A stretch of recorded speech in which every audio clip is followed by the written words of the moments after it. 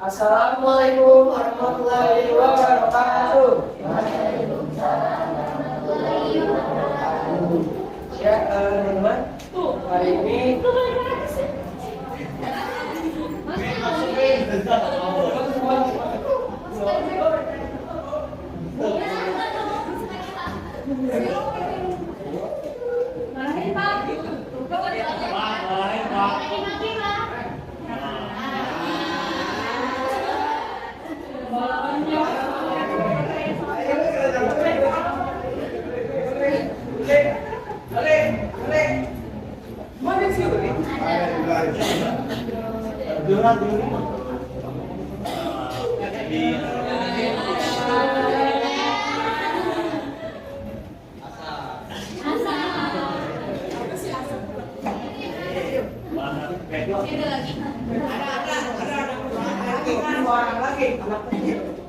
Anak kecil.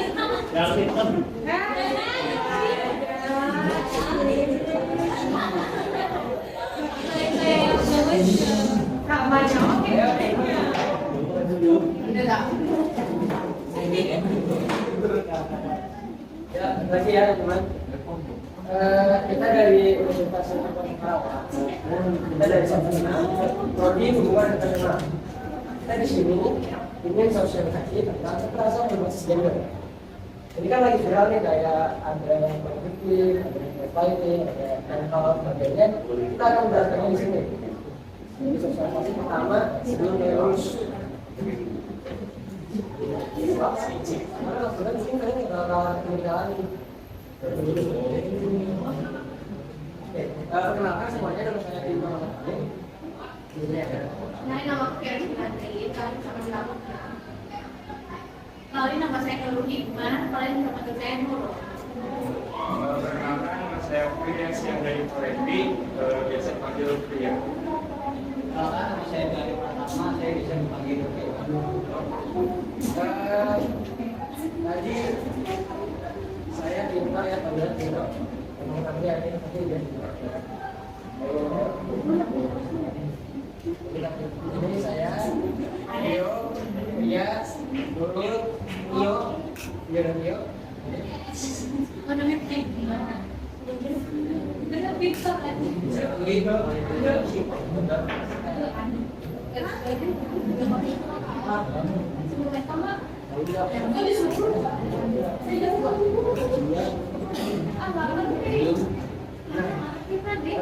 Materi utama ini akan disampaikan oleh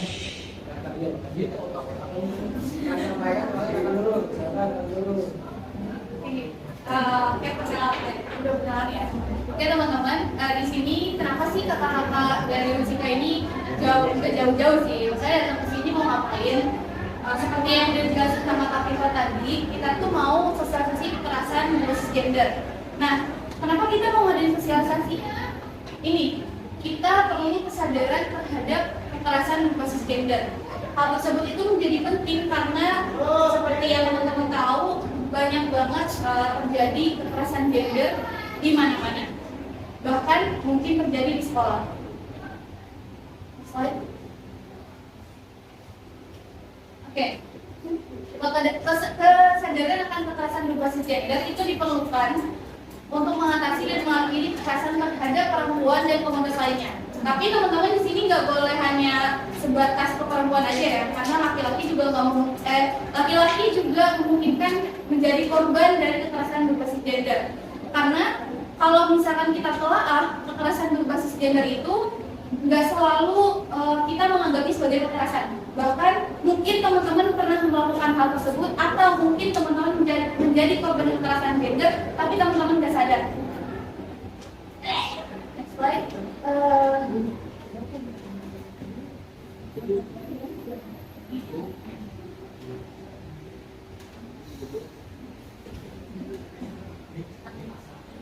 Oke, kekerasan berbasis gender ini sebetulnya belum pada tahu atau udah ada yang tahu? Belum? Oke, izin jelasin ya. Jadi kekerasan berbasis gender ini adalah bentuk kekerasan yang didasarkan pada jenis kelamin, prasangka, dan stereotipe pada gender. Stereotipe ada yang udah tahu apa itu stereotipe?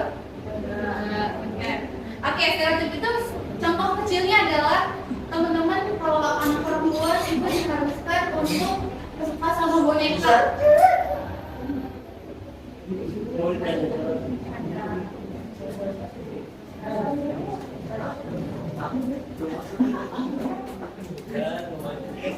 Tapi kalau udah selesai sosialisasi, kamu di biologi ya? Enggak, Bu. Ngapain? Nonton, Bu. Apa ya, Bu?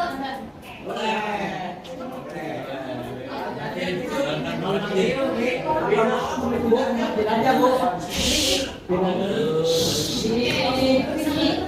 Oke, lanjut ya. Kekerasan berbasis gender ini tuh, kita tadi bahas stereotipe. Stereotipe yang sering terjadi di masyarakat kita itu antara anak perempuan sama anak laki-laki itu sering dikotak-kotakan. Sadar gak teman-teman kalau dari kecil anak perempuan harus suka boneka? Sadar kan? Anak laki-laki harus suka robot. Anak laki-laki nggak boleh suka masak. Anak laki-laki nggak boleh main boneka. Itu kan stereotipe gender ya. Teman-teman di sini mungkin udah tahu apa itu gender dan kelamin. Tahu perbedaannya? Tahu. Tahu, coba apa? Tahu ini. Boleh. Tidak. Apa? Kelamin dan gender. Bedanya apa? Itunya.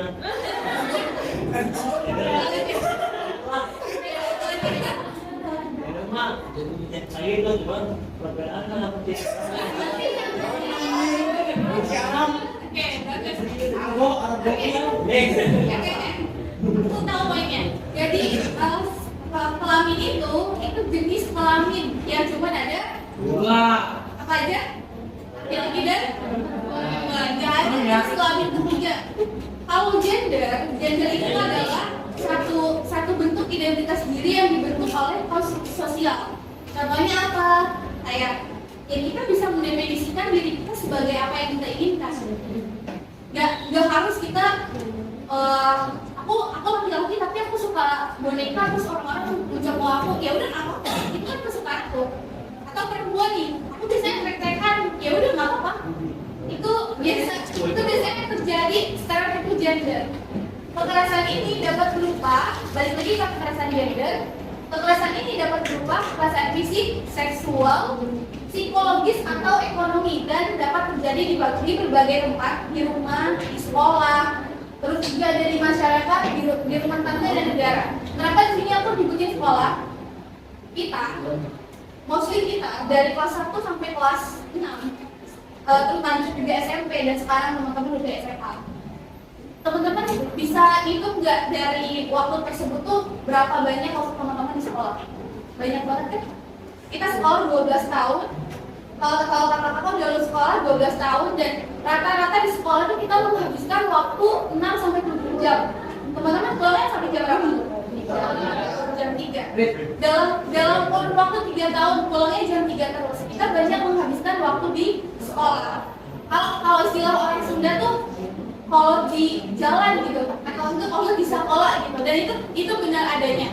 Sekolah itu bisa menjadi tempat atau bisa menjadi salah satu yang terjadi kekerasan berbasis gender ini. Next slide.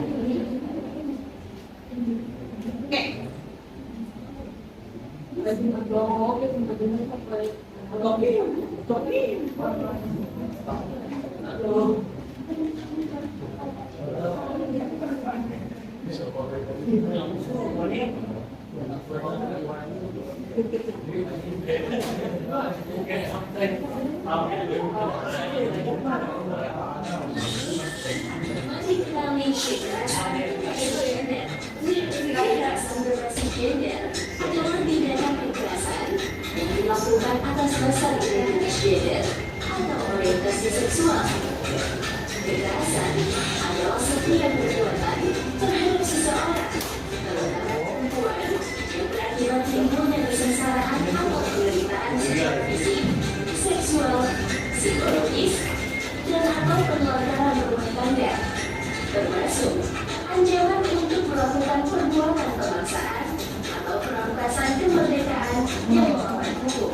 Sedangkan kekerasan berbasis gender adalah setiap perilaku yang membahayakan yang dilakukan terhadap seseorang berdasarkan gender yang diletakkan oleh masyarakat yang membedakan antara laki-laki dan perempuan yang mengakibatkan penderitaan fisik, seksual, atau mental.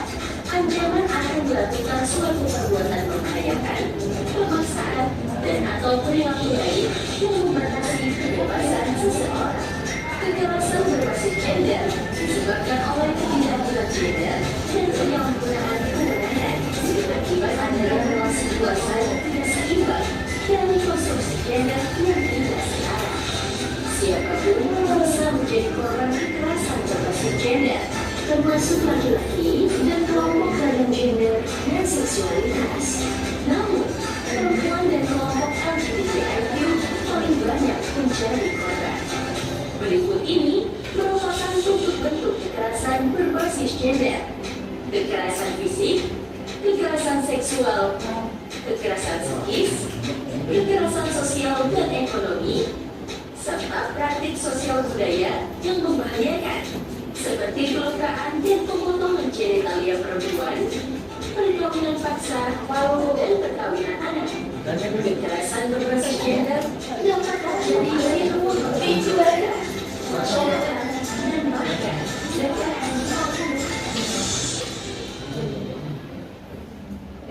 Oke, dan sekarang teman-teman udah agak sedikit paham ya tentang kekerasan berbasis gender. Ada yang mau menyampaikan dulu nggak? Yang tadi saya sampaikan. Jadi apa kekerasan berbasis gender itu? Kekerasannya bisa. Ini boleh baca.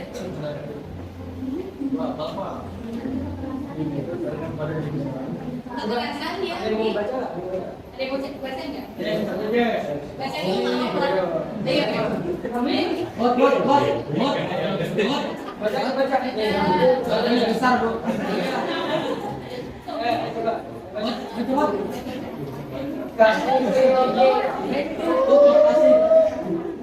Ayo, mau luncur, baca. Udah, nilai terus. Ya, tadi tunjuk ya. Ada yang mau angkat tangan nggak?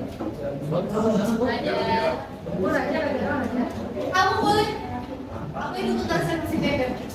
Kekerasan yang didasarkan pada jenis kelamin, ras apa dan gender yang salah. Kekerasan ini dapat berupa kekerasan fisik, seksual, psikologis, atau ekonomi, dan dapat dari berbagai ranah, termasuk sekolah, rumah tangga, masyarakat, dan syariah. Oke,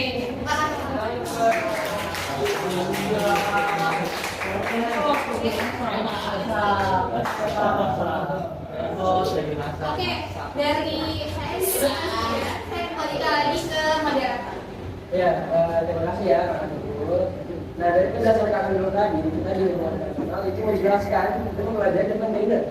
Kalau tentang gender itu kayak gender itu kan biar mereka sempet atau bangun di luar negeri banyak banget. Ada yang bilang saya gendernya laki, padahal dia perempuan paruh baya atau bentuk gitu kan. Saya laki. Atau saya ada kucing, saya ada bayi, itu sebenarnya gender juga. Karena mereka itu terlalu banyak pemahamannya dan liberal. Nah, di sini bakalan kita jelasin lagi kekerasan gendernya itu. Ada beberapa istilah dari kekerasan berbasis gender yang digunakan oleh Kavi. Siapa namanya? Oke, teman-teman. Tadi kami udah dijelasin ya sama Kak Nurul mengenai kekerasan berbasis gender. Tadi juga dijelasin tuh mengenai gender sama kelamin. Coba dong aku pengen kalian jelasin lagi apa beda gender sama kelamin. Nah, coba dihitung ya. Apa betul Bu? Jawab tadi kan.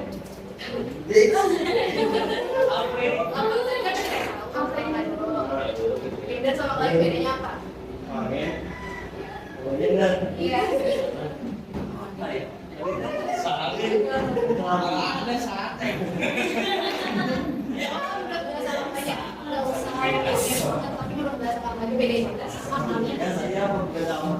Boleh kamu aja. Iya. Amin. Sekali. Aduh, guys. Amin. Amin. Menurut aku kayak itu tuh dua cewek. Kalau gender kan banyak kayak apa?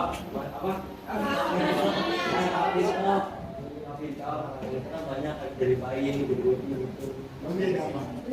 Kamu dulu dong.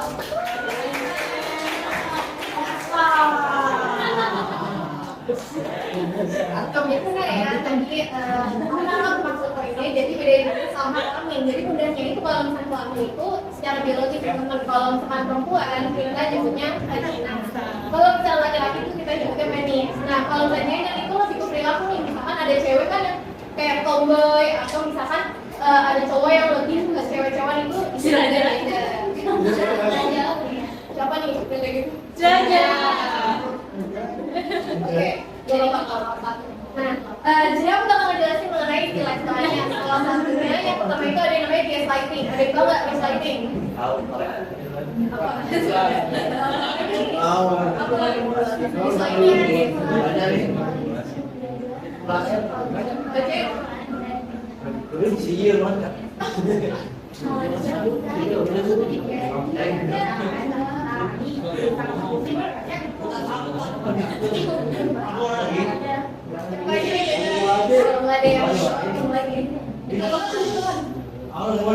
From me.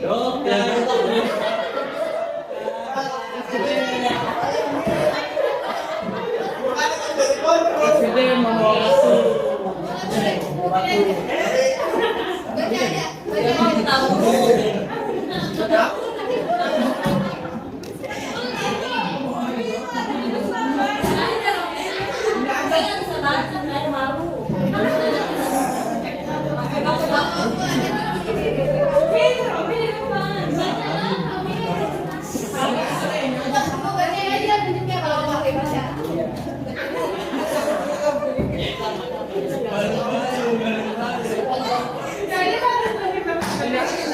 bisa.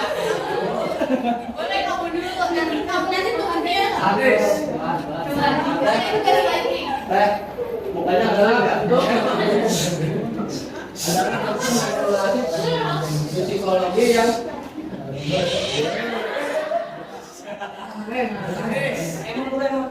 yang bertujuan agar korban merugikan.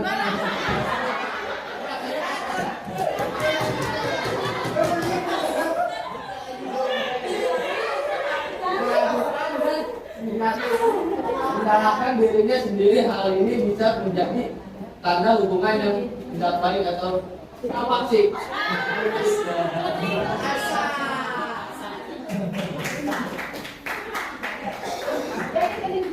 Jadi lebih mudah gini teman-teman, gaslighting itu tuh bentuk manipulasi psikologis yang bertujuan agar korban merasa bingung sendiri, kayak merasa kayak misalkan contohnya contohnya ini ya. Gitu. Nah, contoh gaslighting nih, tapi sebelumnya itu kita ada ciri-ciri orang yang melakukan gaslighting atau pelakunya nih, yaitu biasanya memutarbalikkan fakta dan juga berbohong secara terang-terangan. Contohnya misalkan, Cira udah punya pacar nggak? Emang ada tiga?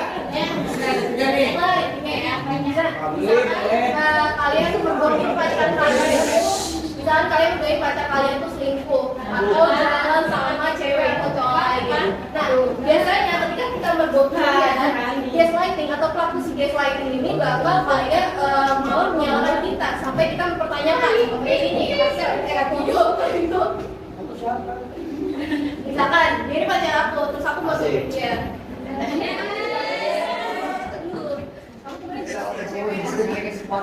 Itu kamu selingkuh ya? Asal. Itu sih, kamu jalan sama cewek. Itu contoh gaslighting. Kok dia menyalahin aku kan, padahal sebenarnya yang jalan sama cewek atau yang ketahuan selingkuh itu dia, bukan aku. Tapi kenapa aku yang salah? Bahkan sampai aku merasa bahkan aku sampai ngerasa kayak dia juga yang mungkin dia selingkuh gara-gara aku, karena aku kurang peduli atau aku kurang nanya-nanya atau gimana sama dia. Itu contoh gaslightingnya teman-teman. Jadi udah nangkep belum nih contoh gaslightingnya?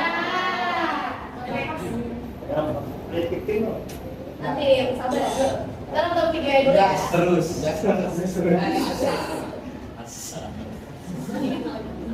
Gaslighting adalah tindakan memanipulasi seseorang hingga orang tersebut mempertanyakan pikirannya.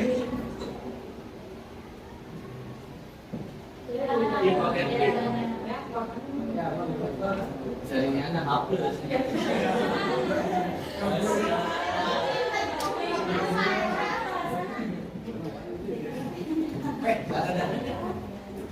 Ih, rencananya banyak kopi cuma ada berapa ya cuma kita kopi terus kan? Gila. Ini Please, lagi akan mempertanyakan perasaan diri sendiri, ingatan, perasaan, dan peristiwa yang berulang. Istilah gaslighting pertama kali muncul dalam film Gaslight karya sutradara George Cukor tahun 1944. Film ini menceritakan seorang suami yang pelicin dan memanipulasi istrinya dengan menyakitkan istri mengalami gangguan jiwa. Gaslighting biasanya terjadi dalam segala aspek hubungan, misalnya hubungan profesional, persahabatan, bahkan percintaan. Korban gaslighting memiliki beberapa tanda. Misalnya, sering minta maaf, merasa diri terluka, merasa terisolasi, dan sering menyalahkan diri sendiri. Jika mengalami gejala gaslighting tersebut, korban gaslighting harus mencoba membayangkan situasi dari sudut pandang orang luar dan ingatkan diri sendiri mengenai hubungan yang sehat. Hubungan yang sehat memiliki kejujuran, kepercayaan, dan komunikasi yang baik. Coba pikirkan, apakah hubungan yang sedang dijalani layak untuk diperjuangkan atau sedang saja? Gaslighting pasti meninggalkan jejak pada mental seseorang. Ingat bahwa orang yang menjadi korban gaslighting butuh waktu dan dukungan moral.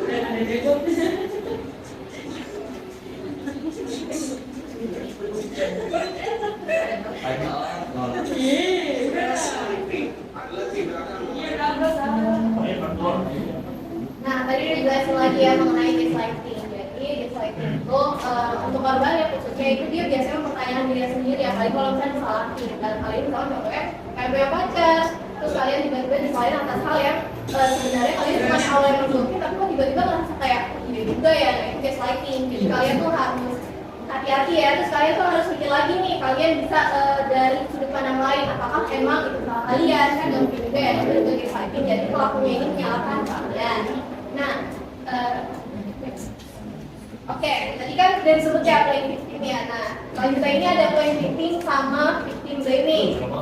Nah, ini dua hal nih, ada kata-kata victim nih. Sebelumnya ada tau nggak bahasa Indonesia victim itu apa? Nggak. Korban. Korban.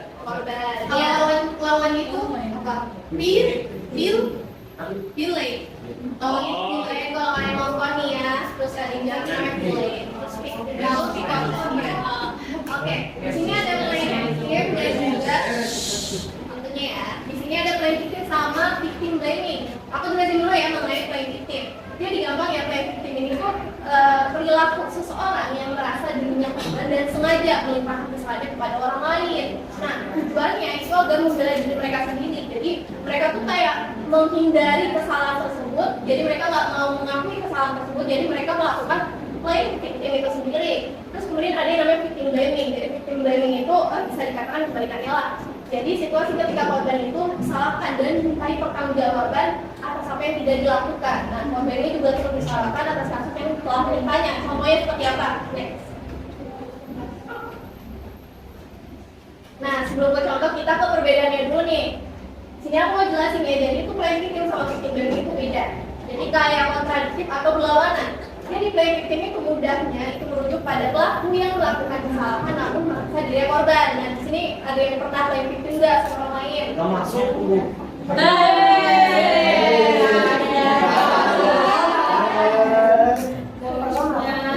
Nah, playing victim ya juga ini sering banget lah terjadi di lingkungan kita atau bahkan kita tanpa sadar melakukan playing victim ke orang lain. Nah, kemudian ada yang namanya victim blaming, itu mengarah pada korban yang disalahkan atas kesalahan yang tidak dilakukan. Jadi playing victim ini mudahnya adalah si pelaku yang nggak mau mengakui kesalahannya. Kalau victim blaming itu korbannya sebenarnya nggak salah, tapi dia disalahkan. Seperti itu. Langsung contohnya aja kali ya.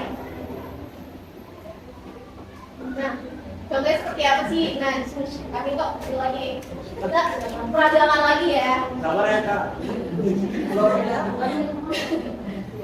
Nah, di sini kita contoh ke playing victim nih. Nah, misalkan kalian punya temen lah, ini dong, bukan pacar lagi, ceritain kalian punya temen. Kalian punya temen, terus temen kalian ini sebenarnya salah. istilahnya tuh public enemy itu kayak misalkan orang-orang tuh menjauh seseorang ini karena dia tuh mungkin melakukan kesalahan yang bikin orang lain gak nyaman. Nah, gue ini contohlah public enemy itu tersebut. Nah kemudian aku ini berani untuk ngomong ke dia, misalkan kayak lu tuh gimana sih, harusnya lu gini atau kayak misalkan lu tuh harusnya introspeksi dan lain sebagainya. Terus jadi play victim, bukannya mau introspeksi diri atau merasa apa yang bersalah dan mau mengubah dirinya, dia justru ngomong gini, kayak tadi udah aja sih. Coba ya. Aduh, kayaknya nggak ada yang sayang deh. Gede. Nggak ada yang peduli deh, padahal cuma dibawa dulu.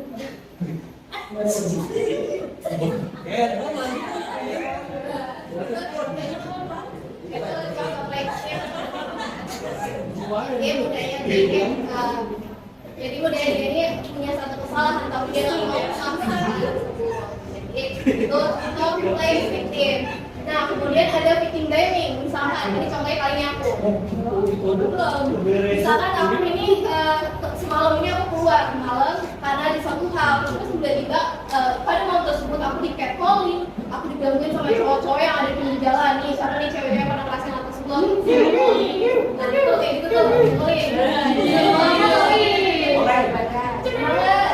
kayak gituin dari catcalling atau kayak malam-malam kalian digangguin sama cowok kayak gitu.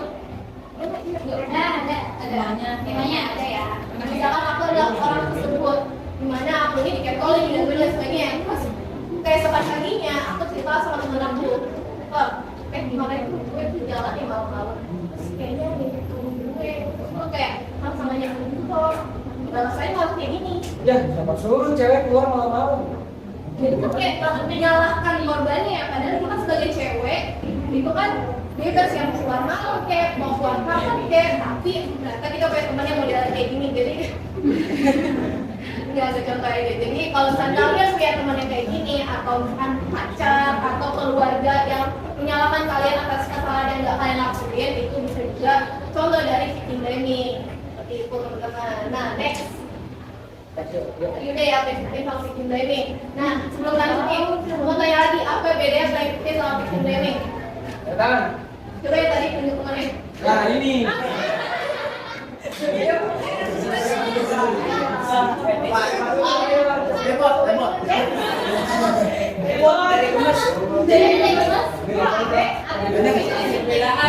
Atau enggak kalau kamu deh, play victim itu apa? Jangan kamu nangkep deh, bangsa. Jadi play victim itu apa? Bikin berarti kalau bikin Waduh sih mana? Oke, mulai.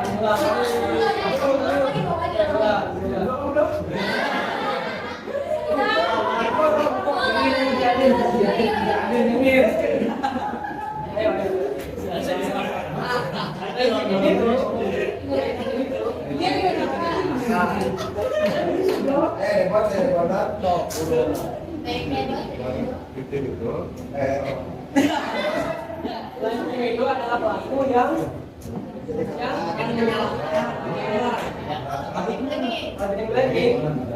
yang bisa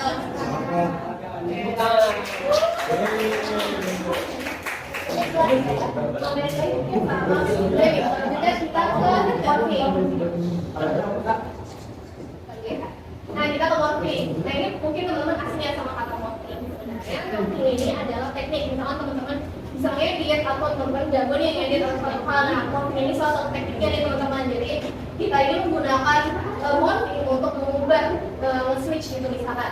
Nah tapi sebenarnya morphing ini tuh kalau misalnya kalian cari di Google ya, ini tuh bukan satu kejahatan teman-teman, tapi cuma istilah. Sayangnya aja morphing ini digunakan secara tidak tanggung jawab oleh banyak orang. Boleh deh, kita kalian contohnya.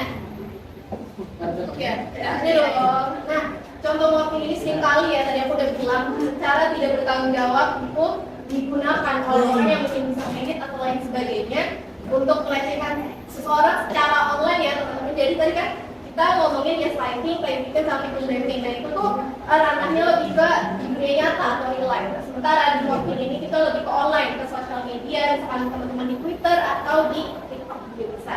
Nah, dari ini tuh mereka ini secara tidak bertanggung jawab menggunakan teknik cloaking ini untuk melecehkan seseorang secara online dengan mengedit foto atau video menjadi konten yang mengandung pornografi. Misalkan nih teman-teman, ini amit-amit ya, teman-teman kita post foto di sosial media di Instagram, terus tiba-tiba ada editor yang sengaja mengubah muka kalian atau mengubah badan kalian ke, mohon maaf ya, kayak telanjang atau kayak hal sebagainya mengandung pornografi. Itu nggak cuma komik teman-teman, tapi ini bisa juga. Jadi di sini teman-teman harus hati-hati ya kalau misalnya mau upload atau teman-teman di sosial media, kalau misalkan teman-teman ya tahu lah sebagai cewek pasti foto bagus ya pengen di upload di sosial media, tapi teman-teman harus hati-hati ya. Nah, next. Nah, selain cloaking ini ada lagi nih yang kekerasan berbasis gender secara online juga. Ini namanya trolling. Mudahnya itu kita sebutnya penindasan online ya teman-teman, dimana ini tindakan yang disengaja dengan membuat konten atau komentar negatif terhadap seseorang. Nah, ini tuh beda teman-teman. Misalkan teman-teman suka berpendapat di komentar di TikTok atau misalkan di Instagram. Nah, teman-teman ini bukannya berargumen dengan baik, bukan berpendapat dengan baik dengan kata-kata yang baik. Biasanya trolling ini mengajak orang lain. Jadi misalkan contohnya kalian punya musuh nih di kelas kalian di sekolah, terus kalian tuh pengen musuh kalian itu dibenci sama orang lain. Nah, itu mudahnya trolling ya di dunia nyata. Tapi trolling ini dilakukan di online ya. Oke, trolling ini memang ditujukan untuk menimbulkan keributan itu tersendiri. Kita ke contoh. Nah, contohnya seperti apa? Nah, misalkan contohnya ini ada seseorang dengan sengaja memposting di akun sosial media mereka, entah Twitter, Instagram, atau TikTok, berupa konten yang menghina atau bisa juga di komentar. Jadi nggak harus konten ya teman-teman. Jadi bisa komentar, konten dan lain sebagainya untuk menghina atau menyebarkan ujaran kebencian terhadap kaum perempuan atau sebaliknya kaum laki-laki atau bahkan seorang korban pelecehan. Nah, teman-teman tahu nggak sih tren kemarin itu kan ada tren Instagram kayak cewek itu main make up trend itu, tahu nggak? Nah, itu kan sempat ramai ya di TikTok, ada lupa lagi akunnya siapa yang cowok ini ngerasa kayak akun ini tren ini kayak seolah-olah tuh pengen cewek itu dipuji sama orang lain, padahal kan nggak gitu juga ya. Ini kan termasuk trolling teman-teman, karena pihak atau kaum cowok yang ini nih pengen kayak menunjukkan bahwa tren tersebut tuh seolah-olah kayak apa ya, haus pujian dan lain sebagainya. Itu termasuk trolling teman-teman. Jadi teman-teman tolong berhati-hati ketika bersosial media, berkomentar dan membuat konten. Misalkan teman-teman suka membuat konten, hati-hati ya, jangan sampai mengandung trolling tersebut teman-teman. Jadi keep your mind, terus jangan sampai teman-teman sengaja untuk membuat orang lain merasa nggak nyaman dengan konten teman-teman. Nah, sebenarnya ini penjelasan dari aku udah, cuman aku pengen lagi dong ada yang ngejelasin soal cloaking dulu deh. Tadi tunjuk temennya. Yang paling cloaking. Ayo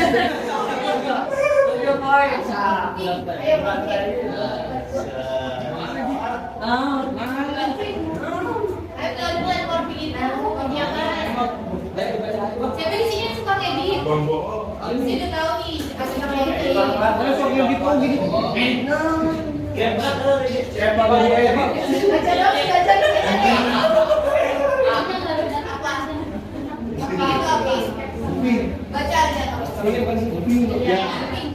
Ya burung enggak, dia burung.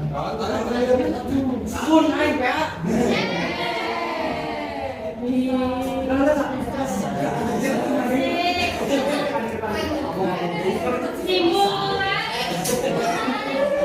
Karena proses penggabungan atau mengubah suatu foto atau video menjadi konten yang berbeda atau memanfaatkan teknologi komputer. Istilah ini sebenarnya bukan sebuah kejahatan tetapi sering disalahgunakan. Bukan pemain sembunyi, bukan.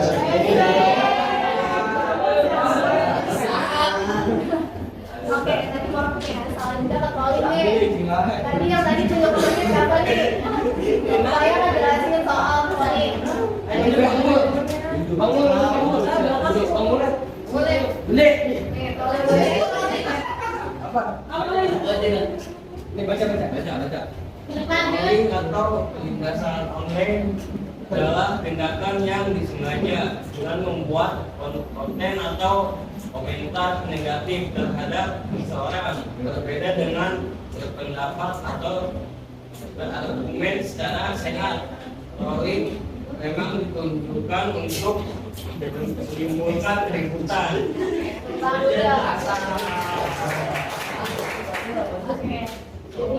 mafia matolnya. Nah, satu lagi deh, tadi kan aku udah ngejelasin 5 istilah, ada inget gak apa aja istilahnya? Siapa aja deh, jadi bentuk lagi dikasih, soalnya ditunggu dulu temennya. Yang mau aja deh, 5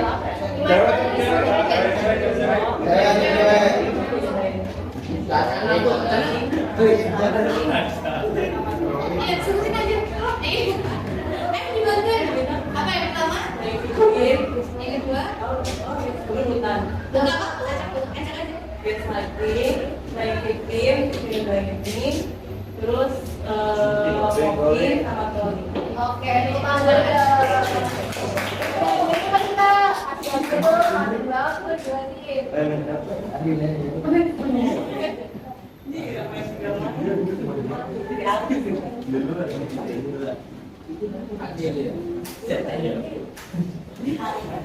Karena tadi itu kan juga ini jalan sendiri. Saya ke dia.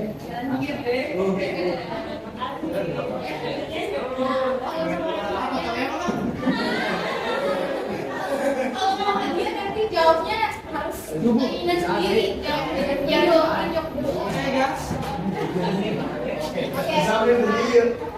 Mungkin dari aku dulu ya mengenai kado dari mahasiswa itu selanjutnya ini bakal dilanjutin lagi sama apa nih? Ganteng nggak nih kakak ganteng ini? Ini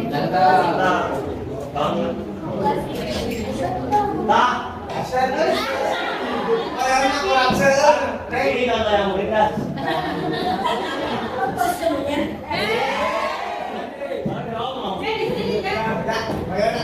Oke teman-teman kayak itu nih. Bisa ngomong aja. Oh, ke videonya salah. Tapi sebelumnya ada yang mau nyebutin nggak jasa yang dilakukan oleh KPK tadi? Ada yang mau nyebutin nggak istilah-istilah yang tadi punya? Bareng-bareng deh, bareng-bareng. 1, 2, 3. Yang pertama, selesai. Yang kedua, ketiga,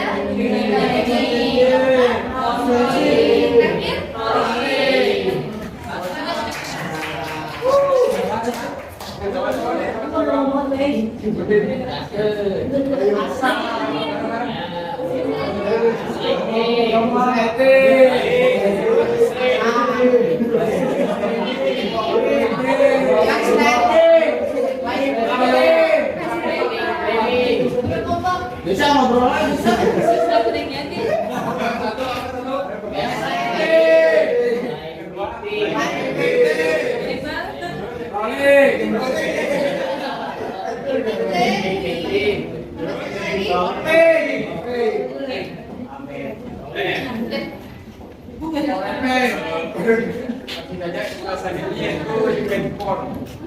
Jadi defense porn atau non-consensual discrimination of intimate images ini mengacu pada tindakan ancaman. Jadi ini adalah kegiatan mengancam dengan menggunakan video atau gambar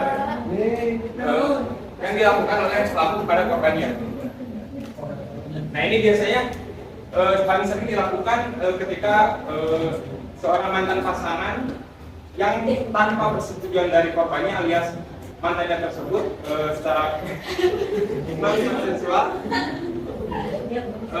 melakukan ancaman intimidasi. Nah, tindakan ini kerap ditunjukkan sebagai media balas dendam karena mungkin pas putusnya gak baik-baik ya karena sakit hati ditinggalkan dan tidak ingin berpisah dari pasangan, atau bisa juga sebagai ancaman agar korban menuruti keinginan dari pelaku tersebut.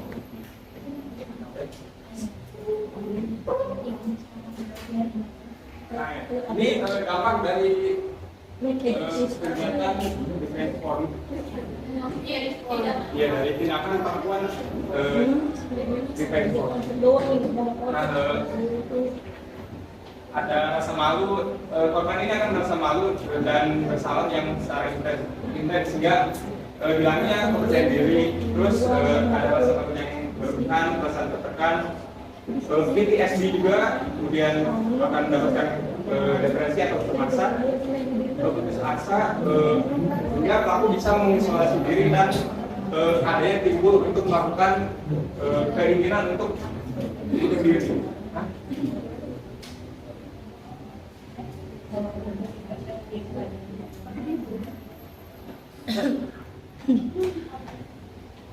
Nah, bentuk yang selanjutnya yaitu sexting. Ada yang tahu nggak sexting itu artinya apa? Iya.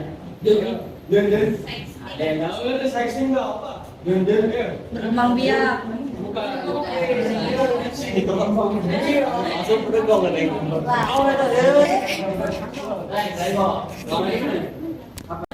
Itu balik Ya, itu termasuk sexting. Itu apa tuh kak? Sexting nggak? Apakah sexting? Jadi sexting itu adalah kata yang berasal dari dua kata maksudnya dari kata seks dan texting. Jadi Kenapa siapa yang kalau semesta itu? sexting ini istilah baru ya karena di zaman internet ini kita berkomunikasi melalui pesan teks. Jadi ini menurut Judith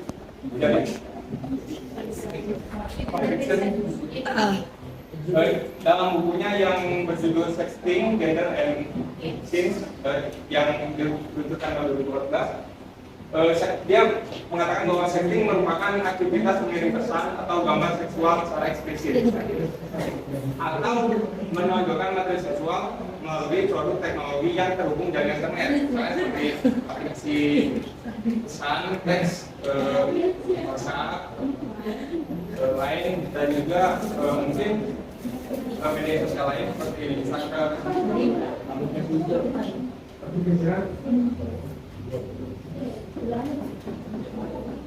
Nah, ternyata ini bukan hanya dari media visual saja gitu, jadi bisa secara verbal maupun secara verbal ini sexting ini diwujudkan dalam bentuk kata-kata atau kalimat yang bernada seksual, bisa puisi atau cerita atau mungkin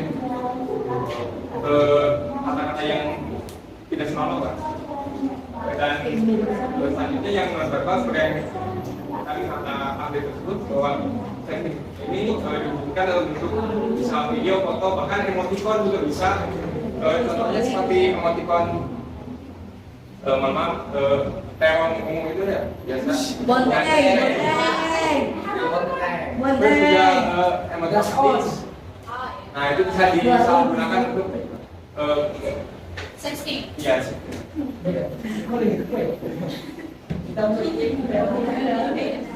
Nah selanjutnya adalah impersonation. Ini termasuk itu ya. konteks kekerasan baru ya karena biasanya dilakukan secara online. Nah dalam kejahatan ini biasanya melakukan tindakan di mana seseorang berpura-pura menjadi orang lain secara online untuk melakukan pelecehan atau eksploitasi seksual. Nah, ini biasanya tidak hanya di media sosial tapi juga bisa di game gitu kan. Cowok yang main game tapi foto profilnya itu pakai foto profil cewek gitu. Nah, iya. Itu ini namanya impersonation.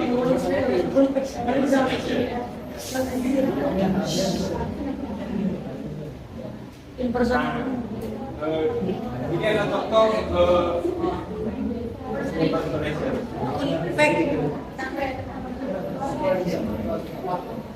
Pelaku biasanya itu akan membuat profil palsu seperti yang sudah dijelaskan. Kemudian bisa jadi mengambil alih akun untuk melakukan impersonation dan juga berpura-pura menjadi orang yang berwenang. Ini sebenarnya kalau boleh dikatakan versi modern dari istilah polisi gadungan ya. Jadi dia merasa berwenang untuk melakukan kejahatan. Salah satunya yang berwenang. Nah, ini yang terakhir dari saya yang terakhir yaitu sexualization.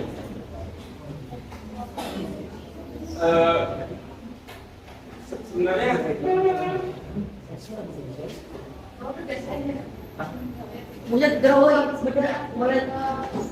sexualization ini dikaitkan dengan objektifikasi seksual, itu memperlakukan seseorang semata-mata sebagai objek seksual. Nah ini menurut American psychological association. Seksualisasi terjadi ketika individu hanya dianggap sebagai seks dan dinilai berdasarkan karakteristik fisik dan juga keseksian mereka. Nah ini sebenarnya tidak hanya berlaku pada perempuan, tapi juga laki-laki juga bisa untuk menjadi korban seksualisasi. Iya. Tahu nggak yang selalu itu nas? Anak kecil. Nah ini istilah seksualisasi juga dalam konteks kekerasan seksual online. Jadi kejahatan seksualisasi ini ada tindakan di mana seseorang seperti pengertian sebelumnya seksualisasi ini membuat seseorang hanya dianggap sebagai objek seksual atau mengeksploitasinya secara seksual baik itu secara online. Nah ini bentuknya bisa dengan mengirim pesan atau gambar yang bersifat seksual, kemudian bisa membuat komentar seksual tentang penampilan korban, bisa memaksa korban untuk melakukan tindakan seksual, dan juga yang terakhir membagikan konten seksual korban tanpa persetujuan. Ada jadi korban. Yang jadi korban. Ada sebutan itu si korbannya kan di sebelah video mana? Dia kan ya Pak. Nah itu Kenapa? Jangan sampai ngelakuin atau orang Inggris Pak. Terjadi jangan ngomong. Ya udah, saya kembalikan pada Pak Pinto ya. Ya, makasih ya Kak Priya. Oke, kalian pada ini enggak tadi yang dijelasin sama Kak Priya Pak ada? Ayo, bareng-bareng. Yang pertama, baseball, sexting, terus impersonation, sexualization.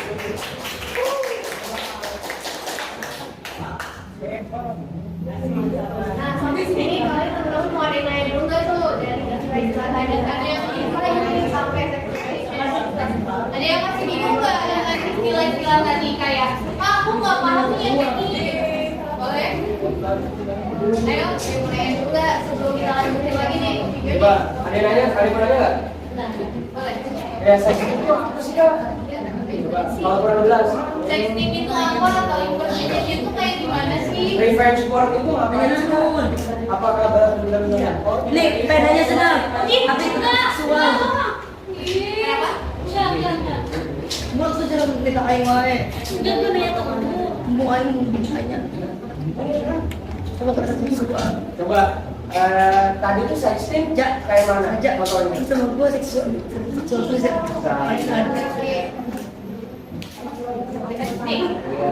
Kalau impersonation gimana? Ada tahu nggak? Oke, impersonation itu kalau kalian pernah dengar ya, yang viral-viral, viral kan bukan artis, tapi bawahnya tuh dia pakai tidak pakai pakaian, itu mukanya dia, itu langsung dia viral, ini artis ini, itu impersonation. Impersonation itu mungkin kayak teman-teman mungkin sering ada yang berseragam, misalkan kayak abdi negara. Kadang-kadang kan dipalsukan ya, abdi negara. Itu tiba-tiba ngechat halo dek gitu. Itu termasuk impersonation, apalagi kalau dia itu berujung ke arah yang sexting tadi. Iya. Itu termasuk ke impersonation juga, sexting juga, dan bahkan juga memiliki kemungkinan kenapa? Dong aja. Wah, curiga ini. Tahu aja. Oke, ya sexting itu bahkan bisa berujung ke yang terakhir tadi sexualization. Sexualization itu kayak perempuan sering dijadiin objek, bahkan mungkin laki-laki, dan aku warning aja ke teman-teman bahwa ini bisa terjadi khususnya ke laki-laki kayak kita mengagumi gitu ya, kayak lupa nih gitu, atau enggak yang contohnya kalau dia tadi deh, kalian kirim foto nih, ngirim pap atau apa gitu ke si Haloday yang palsu ternyata itu tuh termasuk nggak bisa, kita nggak tahu kalau dia menggunakan foto kita itu untuk apa. Kalian mungkin pernah dengar istilah loli. Nah, itu termasuk ke dalam sexualization. Jadi dia menggunakan foto seseorang untuk mencapai hasrat seksualnya. Dan itu termasuk kekerasan berbasis gender. Ya, itu seksualisasi ya kan dulu ya. Iya. Atau kayak kalian pernah sih dengar yang atau enggak pebulu tangkis jujur kan dia kayak dia buka baju terus kayak siapa mau kayak apa bos? Itu juga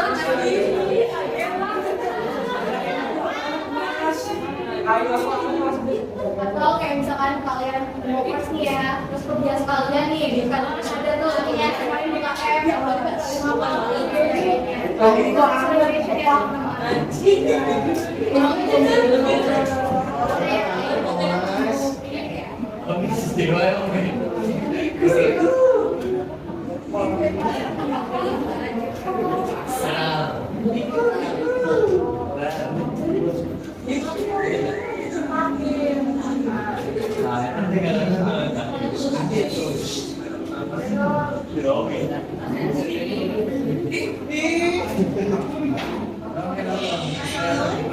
Bisa tahu Bu. Selamat siang Mas. Waalaikumsalam.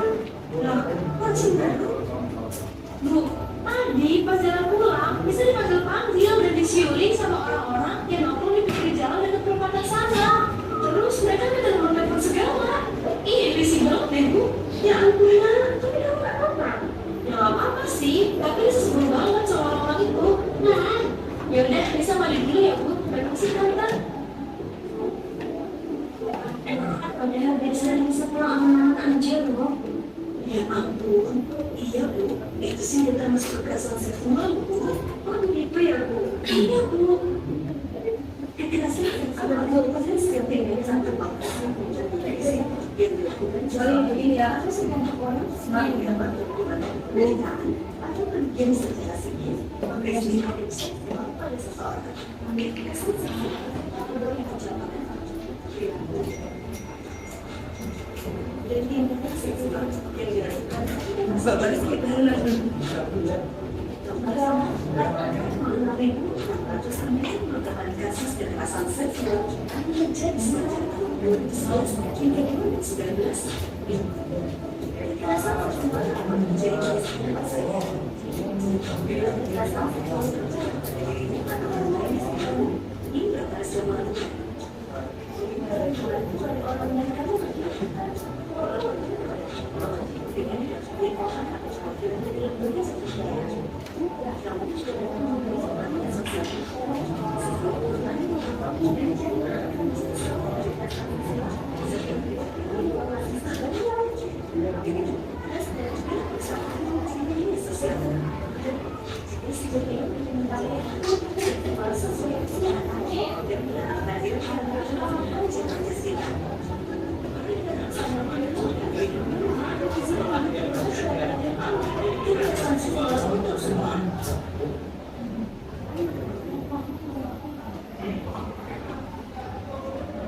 istirahat berasi.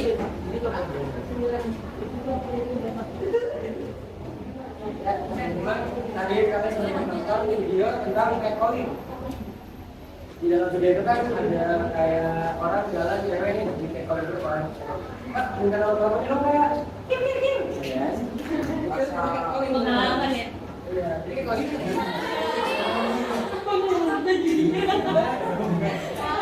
Enggak begitu. Ada non verbal sama non verbal. Verbal itu belum kan. Yang kayak tadi tuh yang dia orang lewat langsung di itu yang verbal. Yang non verbal itu pakai gestur fisik. Misalnya kayak ada cewek gitu mas. Kita nanti kayak, nah itu nggak boleh. Campur dong. Iya nanti. Kan ini cowok ya.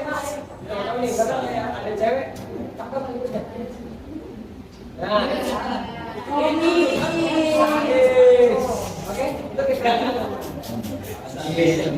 asa Kalau cewek ke cowok cabul nggak? Enggak lah.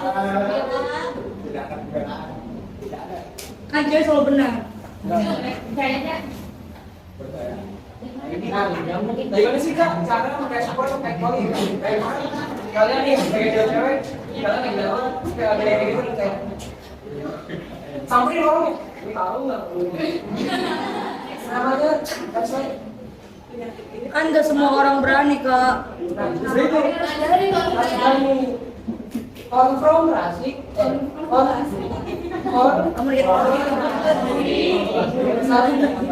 Nah, pas kalian dengar kayak gitu, kalau misalkan kalian takut nih, kalian oke, coba mas ngomong sekali lagi, mau buat bukti, karena pada undang pasal 5 undang-undang tentang tindak pidana kekerasan seksual, itu kalian bisa dipidanakan 9 bulan, minimal 9 bulan, tambah 2 hari bisa lakukan.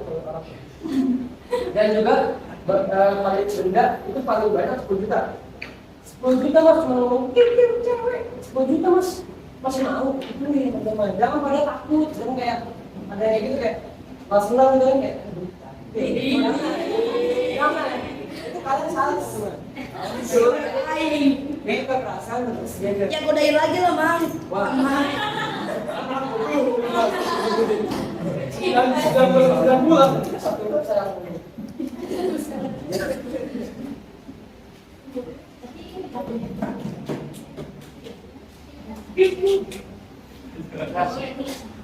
sekiranya saya udah mantau ya kalau nanti saya akan melanjutkan ke teman saya yang sudah sini. Dia akan belajar tentang body shaming. Kalian Adil. Nah, di sini saya menjelaskan terkait body shaming. Mungkin teman-teman di sini tidak tahu ya itu apa itu body shaming. Tidak tahu? Ini apa?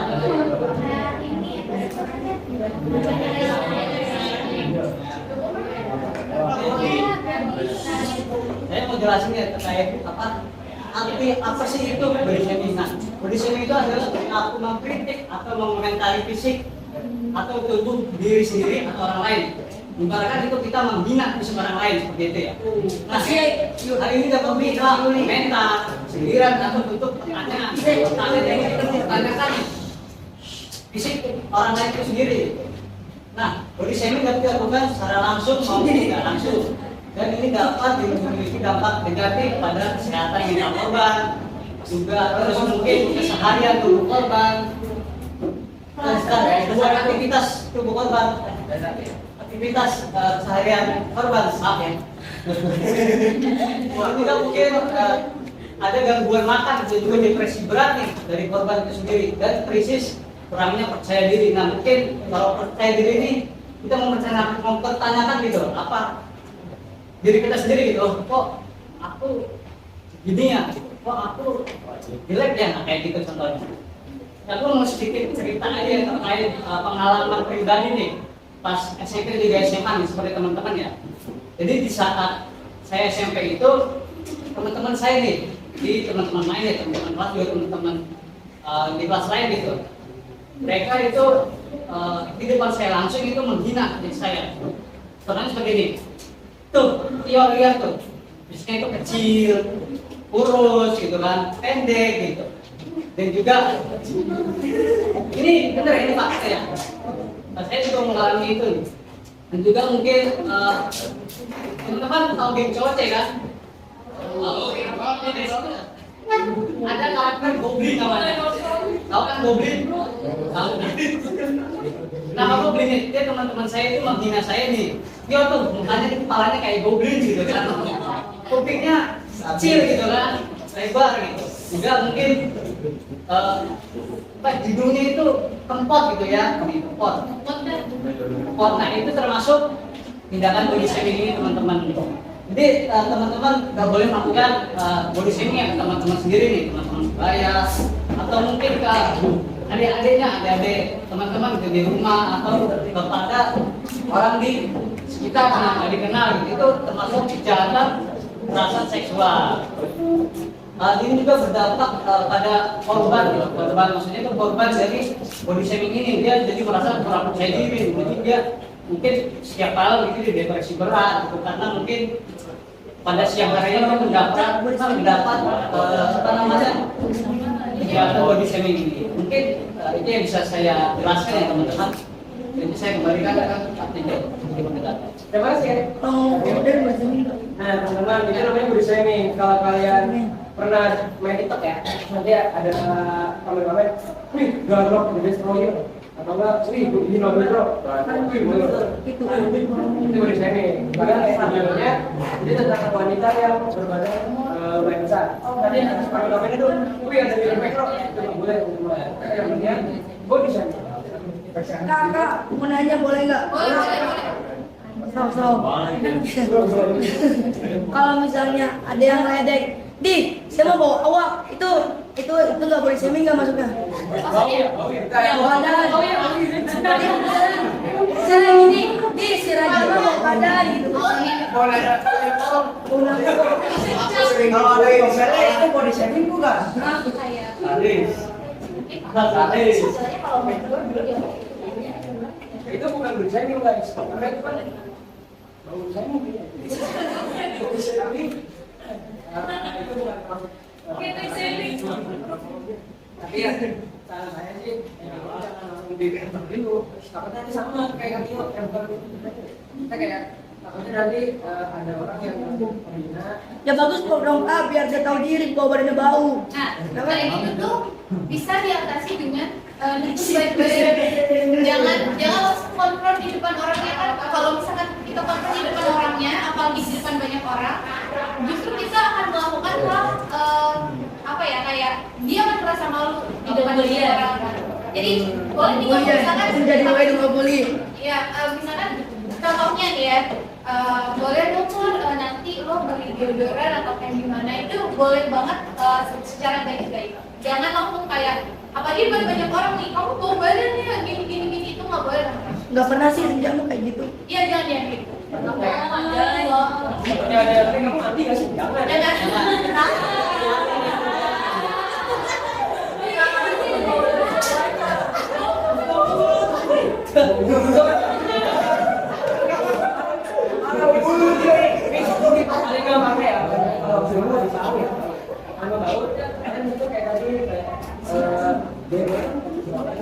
Semuanya ngomongnya, bro. Misalkan ada orang ini yang 3 orang nih, yang satu ini bau liwat. Nah ini sebenarnya. Nah kalian sini ngobrolin tentang kewangian. Misalkan nih, saya bau ini sama. Nah dia orang ini ngomongin tentang kewangian kayak kan tentang parfum. Kayak kemarin itu gue ngeliat deh parfumnya harganya murah, tapi wanginya lebih bilang ya itu bisa kayak sih, dia tuh kayaknya sih begitu ya, atau kayaknya ini juga banyak sih, oh iya sih, terus semua tuh Emang gue bagian?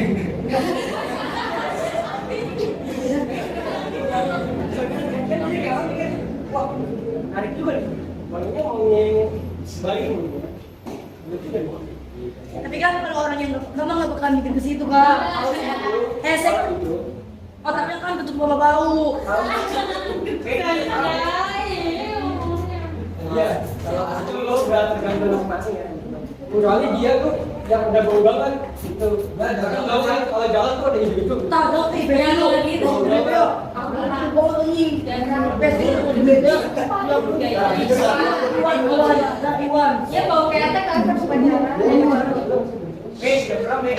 Setengah 10. Kak istirahat Kak. udah lagi ya, ada Iya. satu Iya lagi. Udah selesai. Kalau ini kita oke,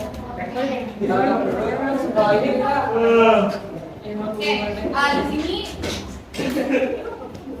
Oke, di sini teman-temannya teman-teman. Di sini saya mau jelasin tentang kan tadi udah dijelasin nih apa itu istilah-istilah dalam kekerasan berbasis gender, apa itu kekerasan berbasis gender, teman-teman udah paham juga kan tentang apa itu morphing, sexualization, terus identity blaming dan sebagainya. Kita tuh harus kayak gimana sih Kak? Nah ini yang menjadi tujuan kita ke sini supaya teman-teman lebih aware, supaya teman-teman bisa lebih sadar lagi dan bisa memposisikan diri Yang pertama itu ketika teman-teman sebagai saksi atau dekat dengan calon korban. Misalkan kayak teman-teman udah tahu nih teman kalian, kamu namanya siapa? Yang saksi nih. Oke, Julia. Jenap Gapi. Julia itu tahu dia punya pacar yang toksik. Ya kan? Kamu Pacarnya Juni. kamu itu nggak mau kalau teman kamu itu akhirnya terjerumus ke dalam hubungan kamu. dengerin. Akhirnya kamu ini berusaha untuk nyadarin teman kamu supaya nggak terjerumus ke hubungan tertentu. Yang pertama itu berikan dukungan emosional kepada calon korban. Ini doang Julia ke Jana. Kakak jadi dong kesini nih. Yang kedua itu menyampaikan informasi secara jelas dan akurat kepada pihak berwenang. Misalkan ketika Zainab ini langsung terjerumus ke dalam hubungan toksik, terus dia awalnya anak-anaknya berprestasi ranking 1, ranking 2, setelah dia mendapatkan atau dia masuk ke dalam hubungan yang toksik, prestasinya menurun. Sebagai temannya dia peduli dong. Kenapa nih kamu kok tiba-tiba ranking kamu menurun gitu kan? Yang bisa teman-teman lakuin itu adalah menyampaikan informasi secara jelas akurat kepada pihak berwenang. Kalau di sekolah kita punya bimbingan konseling, teman-teman bisa konseling itu nggak cuma kadang-kadang BK itu dianggap sebagai tempatnya anak-anak nakal. Di sini siapa yang sering bikin kayak gitu? Tempatnya anak-anak nakal. BK.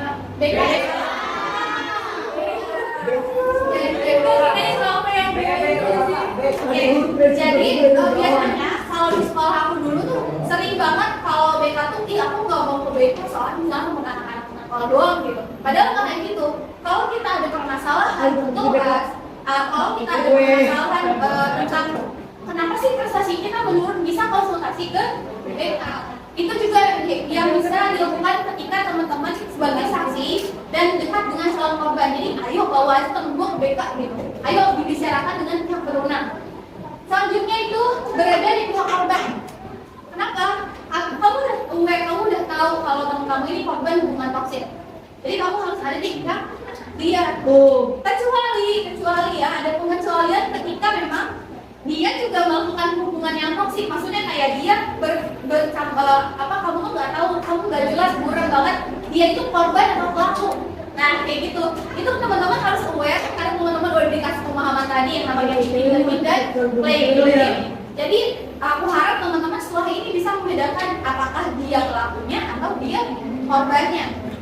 Selanjutnya, nah ketika posisi kita sebagai korban, aku contohin lagi. Sekarang mungkin kamu namanya siapa? Siti.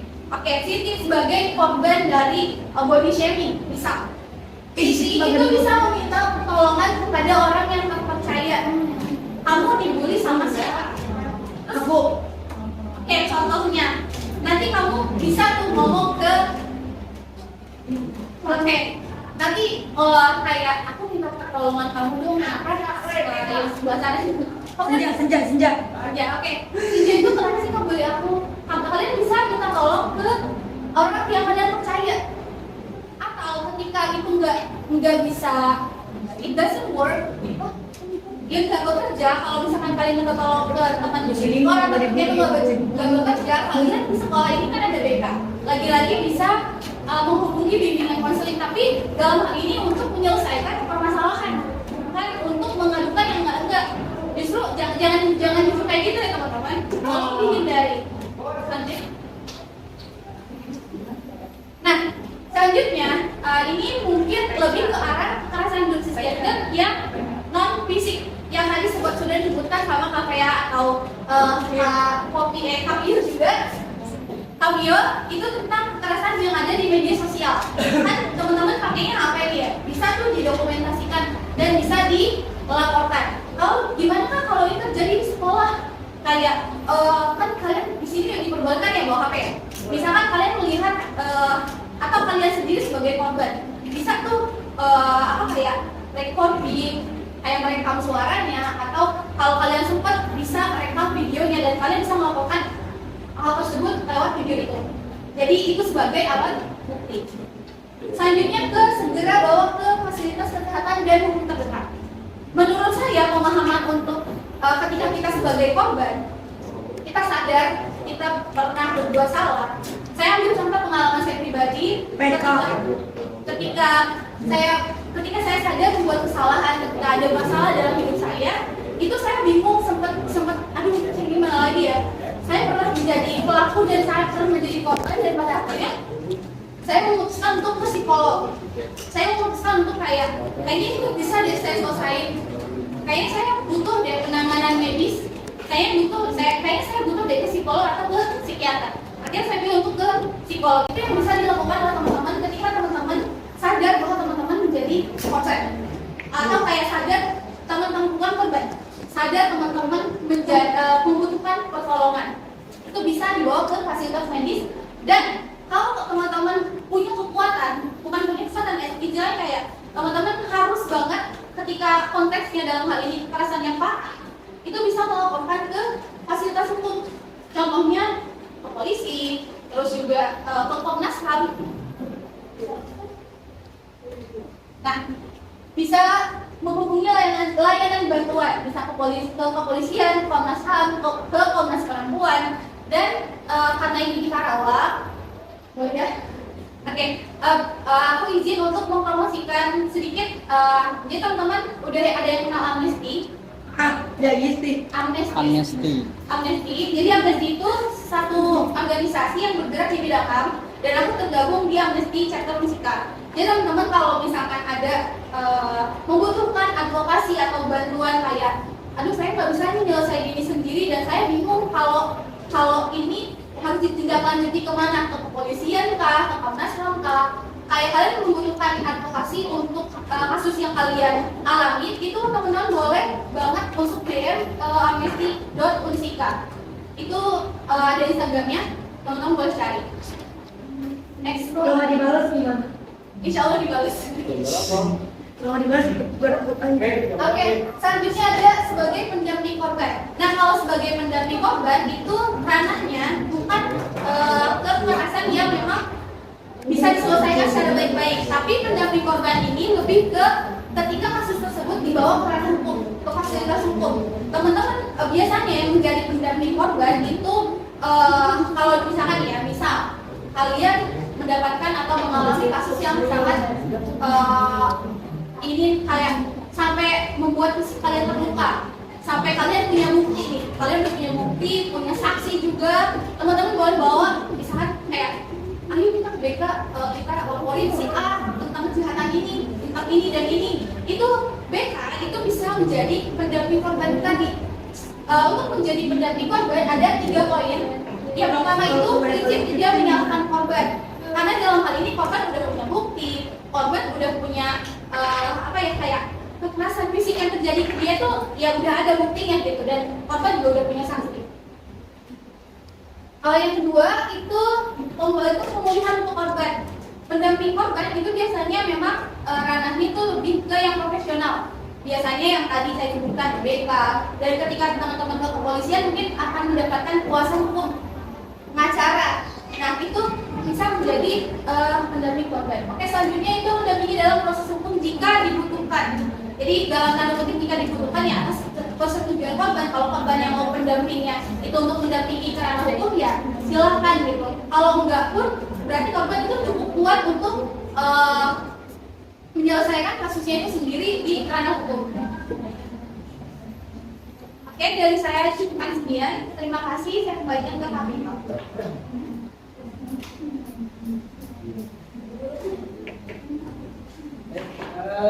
Sebelum ditutup, ada yang ingin bertanya atau ada yang berpendapat? Coba. Terakhir nih kayak kan ada yang kalian menarik nggak sih kayak bantal ada yang kalian menarik banget tentang apa itu Untuk kalian yang relate nih dari yang tadi kan dari jelas tuh kayak istilahnya kan banyak tuh, pasti at least kalian pernah mendengar, pernah melihat atau bahkan merasakannya sendiri. Ada nggak teman-teman tuh? Sama ya sebenarnya.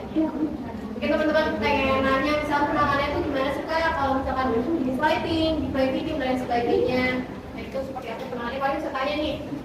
Kalau menangani orang yang play victim gimana Kak? Nah, Dia mengakunya korban bullying, tapi nggak dibully apa-apa, gaje. Udah. Jual bujur kan jual.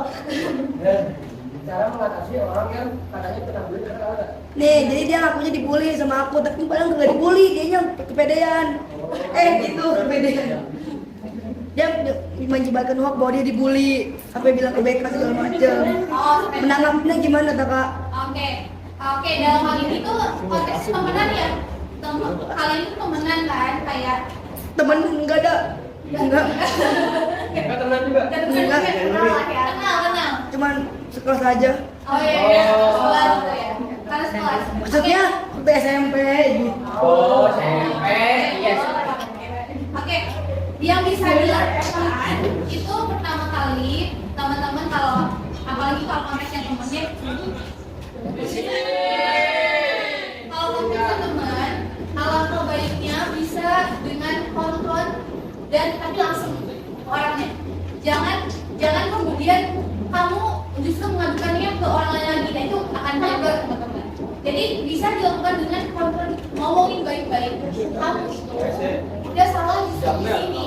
Kamu tuh bukan korban, tapi kamu juga melakukan sebuah kesalahan. Kamu jangan merasa bahwa kamu itu seorang korban, kamu juga seorang pelaku. Jadi jangan dalam hal itu jangan ngomongnya di belakang. Justru kayak kalau ngomong di belakang itu akan berbelit-belit, gak akan selesai. Kalau kalian memang merasa Kalau ngomongnya di sosmed gimana? nah itu juga nanti jatuhnya ke yang tadi sebutin. Apa coba tebak? Apa tadi?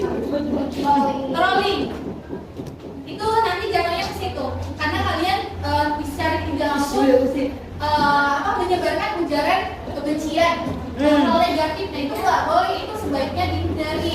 Nah sekarang ada pertanyaan lagi, gimana Kak kalau aku sebenarnya malu nih bilang ke dia, misalnya aku takut Kak bilang ke dia karena dia terlalu playing victim gitu kan.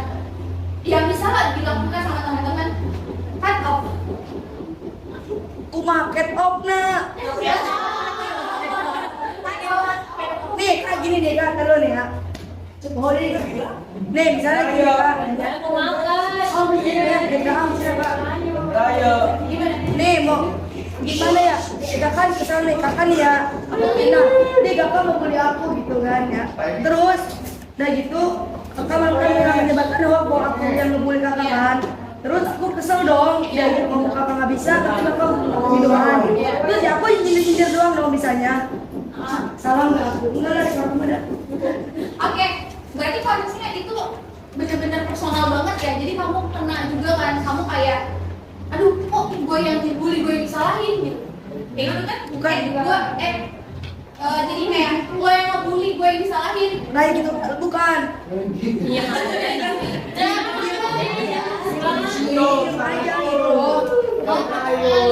Diem aja gitu. Diem aja diem. Diem aja tapi malah misalnya ngebully, jadinya kagok dong kak. Yang sisi sekalian ya kan gitu sudah teh. Oke kak. Ketika itu kamu udah dapet kebutuhan gitu ya untuk kayak, aduh udah nggak kuat banget nih gue sama orang kayak gini. Mending cut off.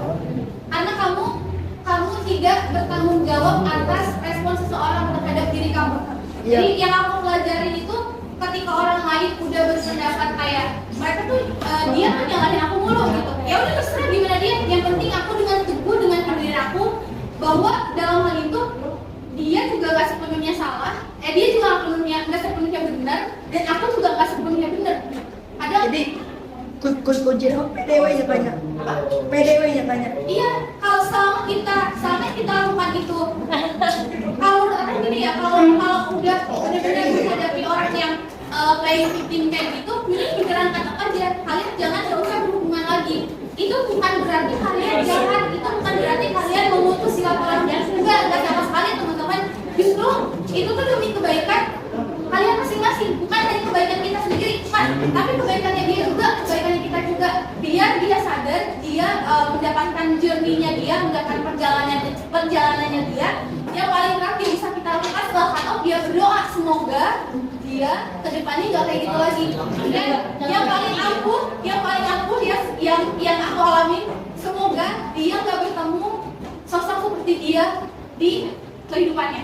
Paham? Apa yang aku sampaikan? Jadi semoga aku mengalami itu, dan semoga dia nggak nemuin orang-orang seperti itu gitu. Dan ketika kita di situ juga, kita nggak boleh merasa sebagai korban juga. Aku sendiri juga nggak boleh kayak gitu, kayak oke, berarti aku harus ada yang introspeksiin diri nih, kayak aku harus benerin di sebelah sini, aku nggak harus benerin di sebelah sini. Jadi jangan menuntut dia untuk berubah, tapi kita juga harus berubah.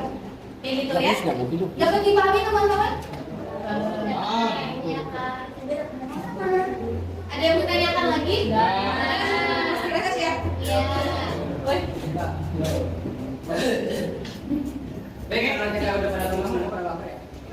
Udah aja ya? Ada yang mau nanya lagi nggak? Ada yang mau makan? Ya udah, gantinya Sakedeung asa jam ya. Romi. Halus nih. Sebelumnya Setengah jam komo. untuk semuanya yang udah memperhatikan attention kita kan kita dari Universitas Bapak Awal kami datang sendiri. Salandri. Assalamualaikum. Salandri.